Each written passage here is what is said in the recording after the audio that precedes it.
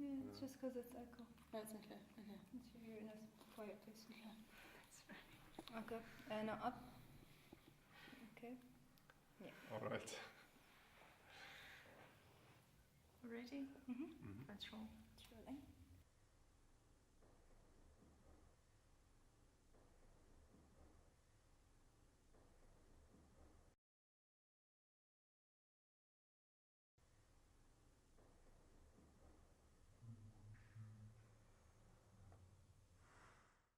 There's one definition of the Buddha's teachings, and by Buddha Maitreya from a classical text that says the teachings of Buddha are what opposes our attachment. And attachment is a big issue. And what's meant by attachment is being attached to the fulfillment of our own wishes.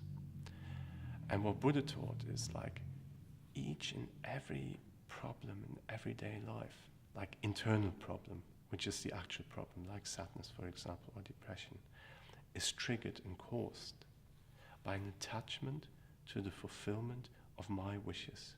It's not about wishing, like, oh, wishing to have friends, wishing to meet success, wishing to be accepted, acknowledged, popular, blah, blah, blah, but is wishing for these wishes to be fulfilled. That's what's called uncontrolled desire or attachment.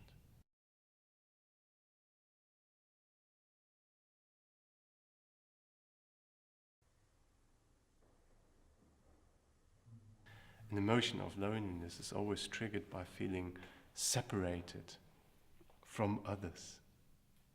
You know, I'm here, you know, and all the people that I'd like to be with, they're not here, you know, and so I think cultivating a loving attitude towards others, in your heart feeling close to others, having a warm-hearted feeling towards them, makes you naturally feel connected and less lonely. It's more like learning to, in your heart, basically, I know it's maybe a little bit like a corny term, but it's like to love other people, to have a positive view on other people in your mind, no matter if externally, physically, you are with them or not.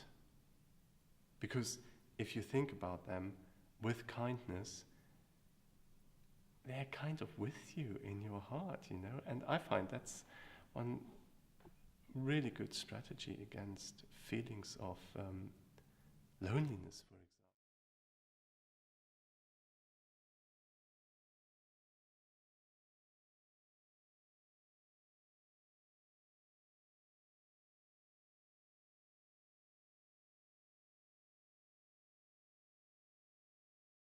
Of course, nobody like pictures oneself to be like a unhappy, miserable, sad person. You know, nobody wants to be like that, and everybody wants to be happy, joyful, etc. Again, it's very crucial to accept when we're not happy. You know, I mean, thinking, okay, that's also fine. That's also quite normal. I can't expect always to be happy, joyful, whatsoever.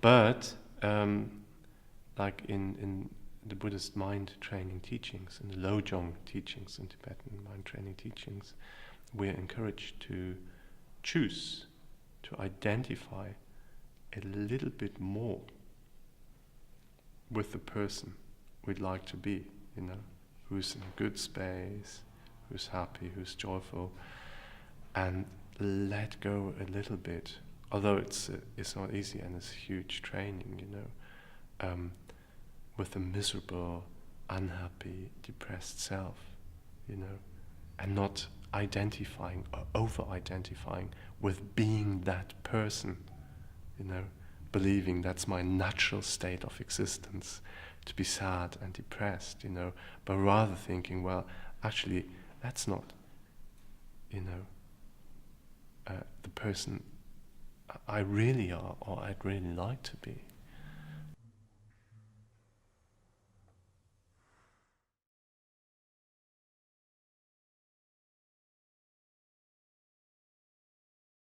There's a beautiful analogy taught in the Buddhist teachings about the nature of the mind. And our self identifies very strongly with our mind, in particular with our feelings. It's not like we feel like, oh, there's an unhappy feeling somewhere floating in my mind, but immediately the mind, imputes I on that feeling and thinks, I am unhappy, I am sad. So there's one great analogy that the Buddha taught, saying that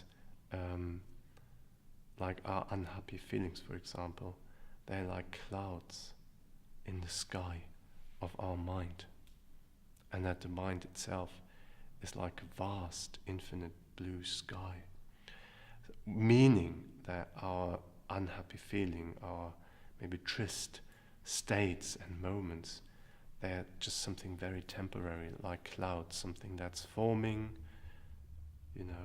dissolving, passing by. And you just need to allow them to pass by a little bit without clinging or grasping so much to, some feelings or emotions that you have for the time being.